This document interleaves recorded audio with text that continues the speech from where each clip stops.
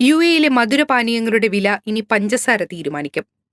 മധുരപാനീയങ്ങളിലെ പഞ്ചസാരയുടെ അളവ് പരിഗണിച്ച് യുഎഇ അധികൃതർ പുതിയ നികുതി ഏർപ്പെടുത്തി.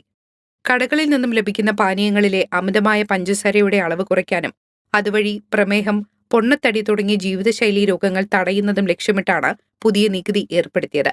ജൂലൈ 18 മുതലാണ് പുതിയ മാറ്റങ്ങൾ പ്രാബല്യത്തിൽ വന്നത്. യുഎഇ ധനകാര്യ മന്ത്രാലയവും ഫെഡറൽ ടാക്സ് അതോറിറ്റിയും ചേർന്നാണ് നികുതി പരിഷ്കരണം പ്രഖ്യാപിച്ചത്.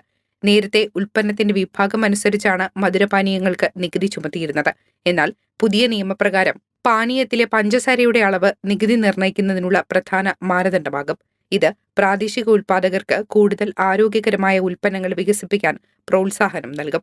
കാർബണേറ്റഡ് പാനീയങ്ങൾക്കും എനർജി ഡ്രിങ്കുകൾക്കും 50% എക്സൈസ് നികുതിയും പുകയില ഉൽപ്പന്നങ്ങൾക്ക് 100% നികുതിയുമാണ് യുഎഇയിൽ ചുമത്തിയിരുന്നത്.